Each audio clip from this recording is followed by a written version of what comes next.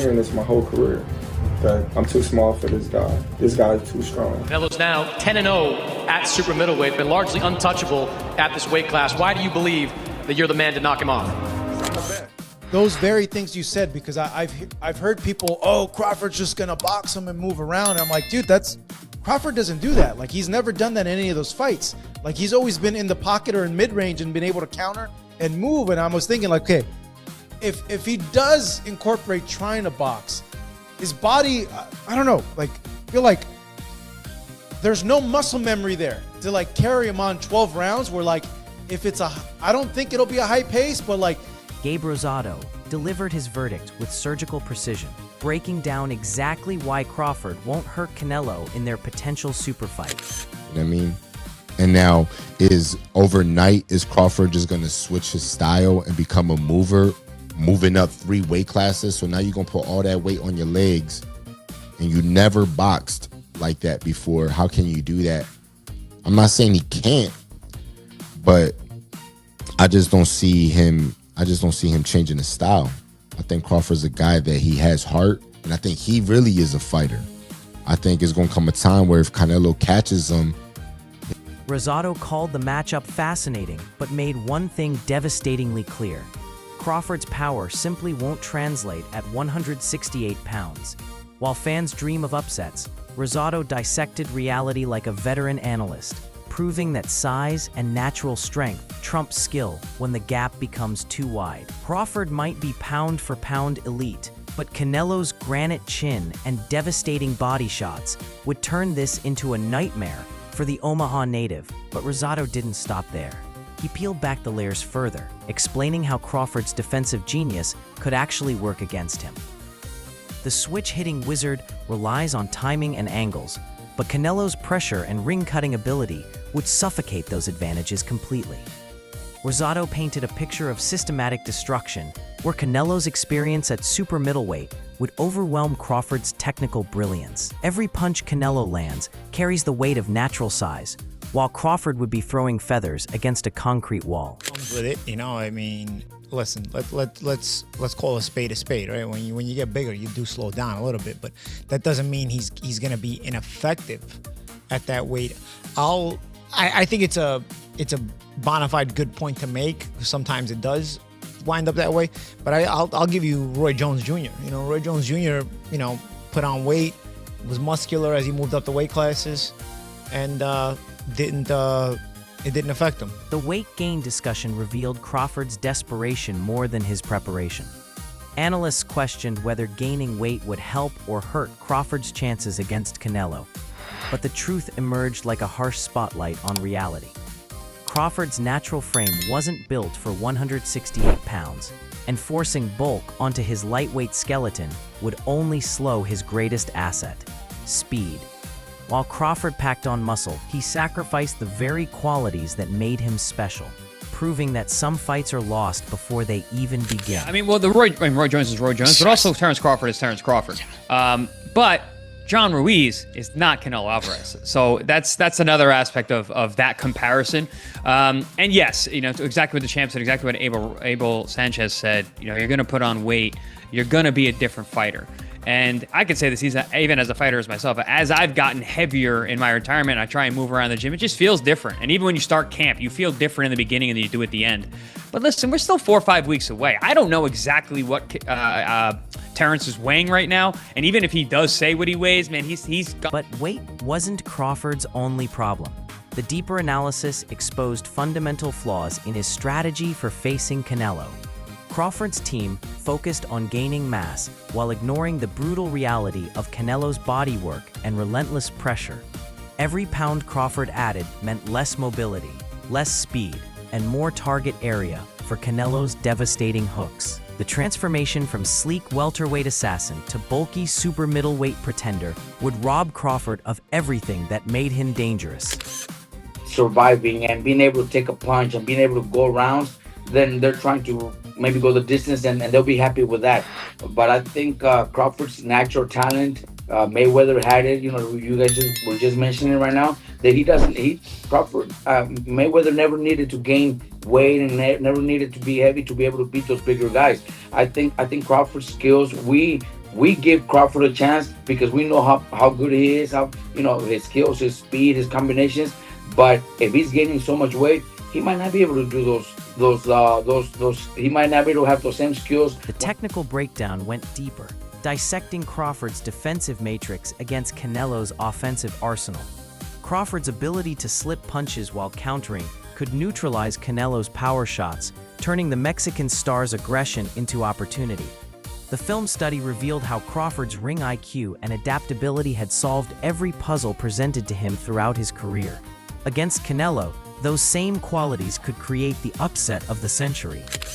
I had said I think that Terence Crawford would beat Canelo Alvarez right after he fought Sean Porter. So the idea, I've been thinking about it. I've been saying it before Bud even. Shakur Stevenson added his own explosive insight, revealing exactly how Crawford could shock the world against Canelo.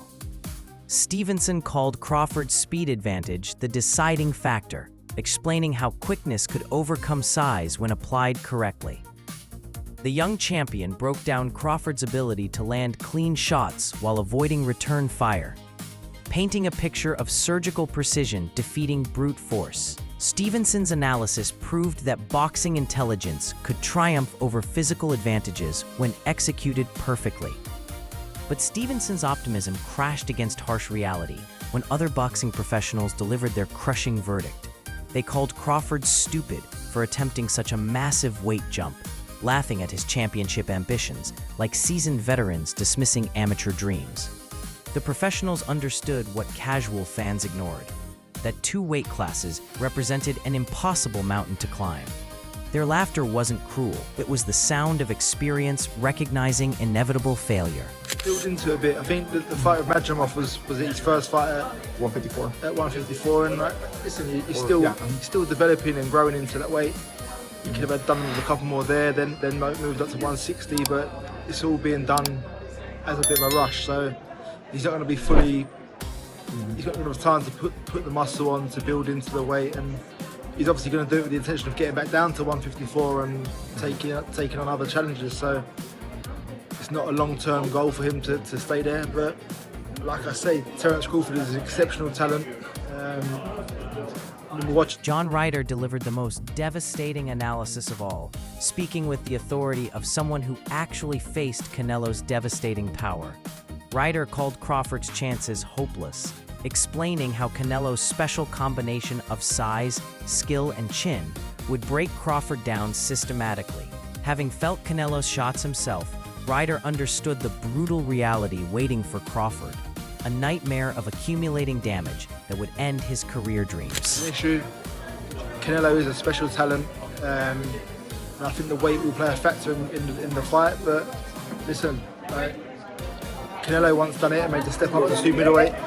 I would like Crawford to be more at light middle and middle to build into it, but you take these opportunities when they come, and that's what. Ryder's experience painted the clearest picture of Crawford's fate.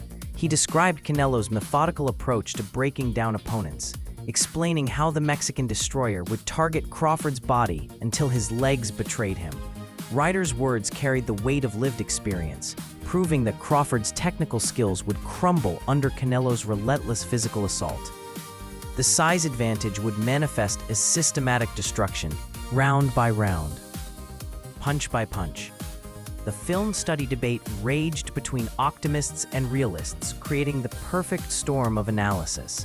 Some experts focused on Crawford's technical advantages, while others emphasized Canelo's physical dominance. The debate revealed boxing's eternal question: can skill overcome size when both fighters operate at championship level? Crawford's supporters pointed to his adaptability and ring IQ, while Canelo's advocates highlighted natural strength and proven power at the weight class. The technical investigation into Crawford's actual weight revealed disturbing truths about his preparation. Analysts attempted to calculate his real fighting weight, exposing the massive physical transformation required for the Canelo fight. The numbers painted a stark picture. Crawford would need to carry artificial bulk while maintaining his speed and timing. The weight investigation proved that Crawford's body wasn't designed for super middleweight warfare. Terence Crawford is a great fighter. But that's why we have weight divisions. I think that Canelo has proven as he has risen in the weights, he's dealt with the best in his weight divisions that he's at now. He fought Bivol, and Bivol couldn't hurt him. He fought my guy, and my guy couldn't hurt him in 2 fights. The third fight I wouldn't even count as a fight. But to have a guy come up from 140 pounds in such a short period of time, I'm not saying he couldn't have done it. If he'd have taken 3 or 4 years like Canelo did and built up his, not only his strength, but his bulk in the correct way, he would have had a better chance. But to do it in these 14, 15 months that he's done it in, it's going to be difficult for him. I think that it's a tough fight at the first 3 or 4 rounds because of his speed, just like when we took Golovkin to fight Kell Brook. Kell Brook, being a welterweight, was a little faster, quicker at the beginning. Finally, Abel Sanchez delivered his bold verdict with the authority of a legendary trainer who had shaped champions. Sanchez understood the brutal mathematics of boxing. Weight classes exist for protection, not convenience. His assessment of Crawford versus Canelo carried decades of experience, painting the fight as a mismatch disguised as a super fight. Sanchez's verdict was final and uncompromising. Crawford would learn the hardest lesson in boxing against Canelo's devastating power. The collective expert analysis revealed an uncomfortable truth about the Crawford-Canelo super fight. While fans craved the spectacle, professionals understood the likely outcome. Crawford's pound-for-pound brilliance would crash against Canelo's size, power, and experience at super middleweight. The fight represented boxing's eternal tragedy. When ambition exceeds physical reality, dreams become nightmares. Crawford's courage was undeniable, but courage alone couldn't bridge the gap between welterweight excellence and super middleweight survival. Canelo would end Crawford's championship dreams with systematic, devastating efficiency.